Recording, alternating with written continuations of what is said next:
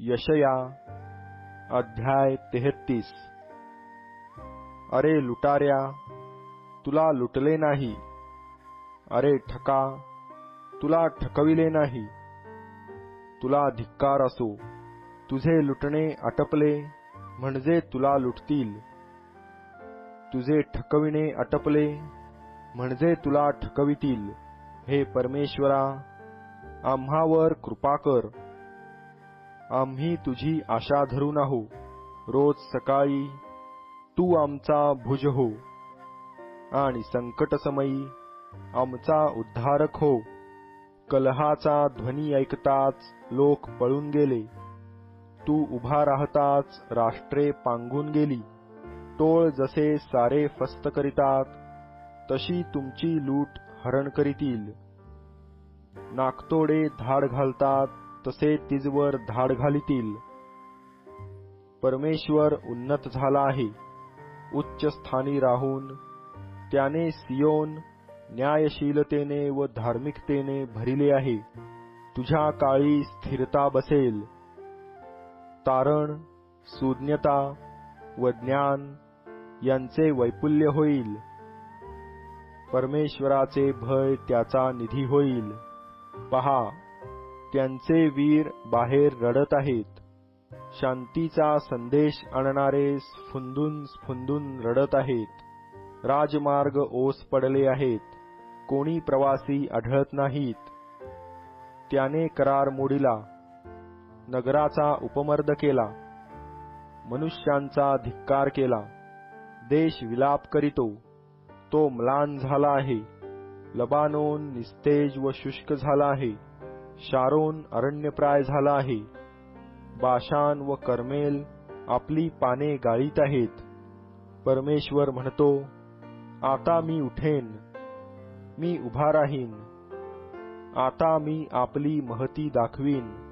तुम्ही भुसाचा गर्भ धराल व धसकट प्रसवाल। तुमचा श्वास हाच अग्नी आहे, तो तुम्हास ग्राशील।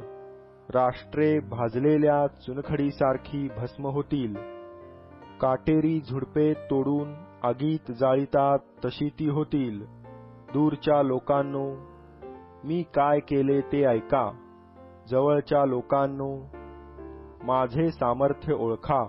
सियोनेतील पातकी घाबरले आहेत, अधर्म्यास कापरे भरले आहे। भस्म करणाऱ्या अग्नीसमीप आमच्यातला कोण राहील? सर्व काळ पेटत राहणाऱ्या अग्नीसमीप आमच्यातला कोण टिकेल?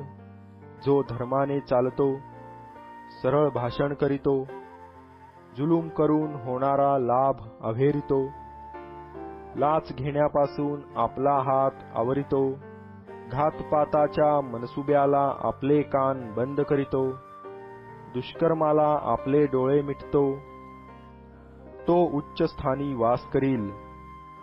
दुर्गम पहाड त्याचा दुर्ग होईल, त्याला अन्नाचा मुबलक पुरवठा होईल, त्याचे जल आटणार नाही। तुझे नेत्र राजाला वैभव संपन्न असा पाहतील, ते दूर दूर विस्तृत झालेली भूमी पाहतील। त्या भयप्रसंगाचे तू आपल्या मनात चिंतन करशील। कोठे गेला तो गणना करणारा? कोठे गेला तो तोलणारा? कोठे आहे तो बुरुजांची गणना करणारा? आडदांड लोक, अस्पष्ट शब्द बोलणारे, बाबर ओठांचे लोक, ज्यांची बोली तुला समजत नाही, अशा तोतऱ्या जिभेचे लोक यापुढे तुझ्या नजरेस पडणार नाहीत। आमचे मेळे भरविण्याची सियोन नगरी पहा, यरुशलेम सुखधाम आहे, असे तुझ्या दृष्टीस पडेल।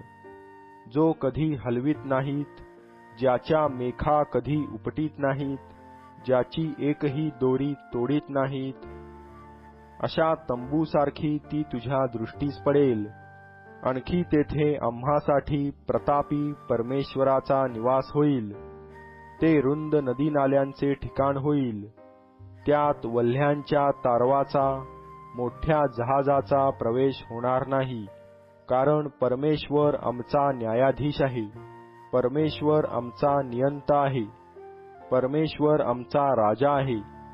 तो आम्हास तारील. तुझे दोर ढिले पडले आहेत. ते डोलकाठीचा आधार स्थिर राखीत नाहीत. ते शीड पसरीत नाहीत. ते विपुल लूट वाटितात. लंगडेही लूट करीतात.